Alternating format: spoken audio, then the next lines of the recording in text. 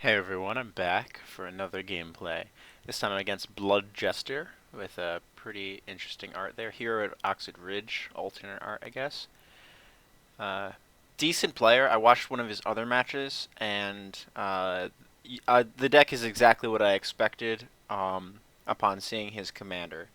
I just wanted to upload this gameplay, albeit quick, because it really showcases the strength of my Yisan deck when you can really get going.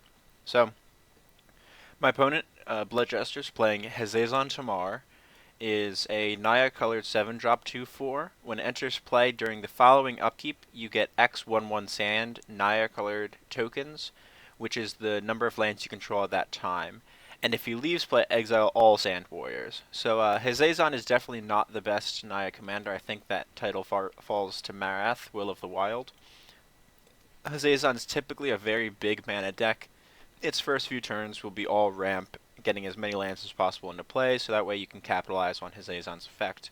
And typically the decks will play a way to remove Hazezon before the Sand Warriors come in, so that way the leave battlefield trigger occurs before the Sand Warriors are in play, and then the following upkeep you get to put the Sand Warriors back in play, effectively removing their drawback and treating him as a 7 mana, 7 mana and then 9 mana, so on and so forth, token reduction spell, like a big giant secure the wastes of some such. Sorry about that. Needed a cough. All right, so Hazezon Tamar is definitely a big mana commander, and after looking at the game that he played with another opponent after this one, I can definitely confirm that's the version of Hazezon Tamar Blood Jester's playing. It's never a stacks build because it wants to have as many lands as possible in play.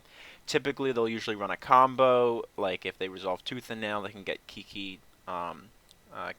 Conscripts or Kiki Resto, and just auto win the game, but it's definitely not the only thing that Hazezon decks can do.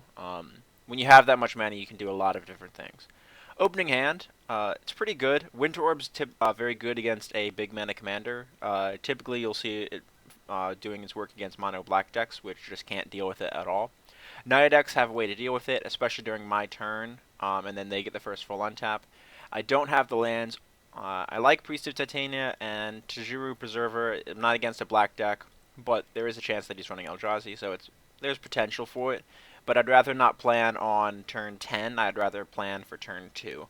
So I'm going to ship this hand back, mostly because Verdurian Corruptor is usefulness is better in the deck as a silver bullet. She's not good opening hand, except in very niche situations. Preserver is decent. Titania, obviously, is part of my combo. Skull Clamp's awesome. Winter Orb's generally good against the deck, but I'm short on lands.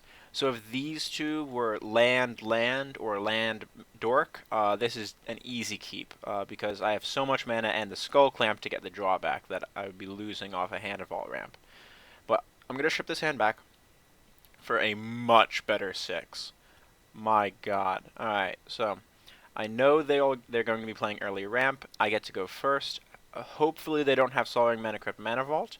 And this means I get to go forest into Fendhorn Elves, into forest, into Trinisphere, which is arguably the best turn 2 play this deck can make. Better than Sun, and you're going to see why in a second. On top of that, I have Strip Mine to follow it up on turn 3. And keep in mind, because it will be my turn 3, his turn 2, there's no way that he can respond to Strip Mine. So I'll be able to Strip Mine plus Yisan in the same turn because this Trinisphere just locks it down so much. Spellbane Center, honestly, this hand can do without. I could put it back, shuffle it back into my deck for no loss of value in this hand. This is amazing because Yisan's going to give me all the draw that I need. So I keep, he mulligans to 6, and I believe he keeps his 6, yep, and I scry into Mana Crypt. If only this hand could get better, Mana Crypt is definitely it.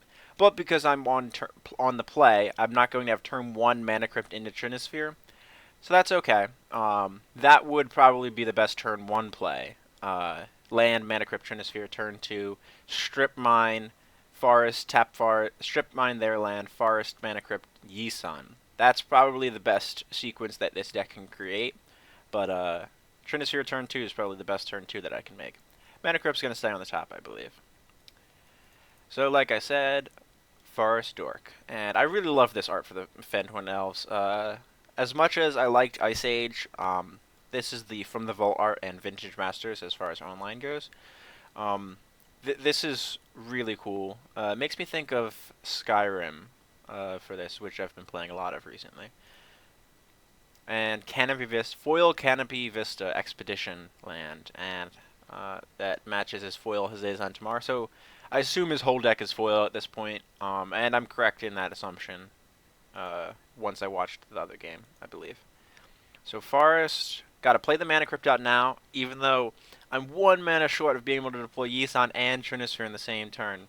And I don't want to reveal the Strip Mine yet, and I'd rather use Strip Mine on a red source because Trinisphere is artifact, and it's more likely that he's going to have artifact removal on his red part of the pie, and creature removal on white. I can deal with creature removal. I have the mana to ignore. If he has a swords or a path on my Yisan, that's fine. If he's going to spend 3 mana and path my Yisan, give me a land, I untap and just replay him, I'm going to let that happen. But I want to make sure my Trinisphere survives, because this is going to be what wins me the game. So my opponent goes with... I play the Trinisphere, get in, and Cinderglade, red-green expedition. So like I said, Strip Mine is great on red-green lands. I wanted to use it on a red land. Pick up the Survival, no even temptation to play that. Yisan, Strip Mine, the Cinderglade,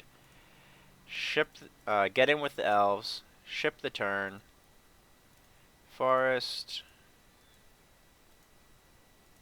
pick up Boreal, and he scoops. And this was definitely a fantastic game for showcasing the strength of these taxing effects in Yisan. Because once they're down, I can ignore whatever I draw. I picked up Survival, which is probably one of the best enchantments, if not the best, in mono green, and it just doesn't even matter for my hand. It just is a complete non-issue that this is plan C at this point. He has to remove his Trinisphere and deal with Yisan before I even care about Survival. And that really showcases the strength of these taxing effects. Like I said, they're so incredibly good. And for those of you asking, in case you're asking, even though it has black in the reminder text, this card's Oracle text is only up until this point, where my cursor ends there. So it is not color-coded in the black. It's just how they printed reminder text at a certain point to showcase that it adds color or generic mana cost to spells, not colored to spells. So overall, very quick game, but I wanted to show it. I think this might be my shortest upload ever at under 9 minutes. I hope you guys enjoyed getting to see how good Yisan can be with Mana Crypt or Trinisphere, and I will see you guys in the next one.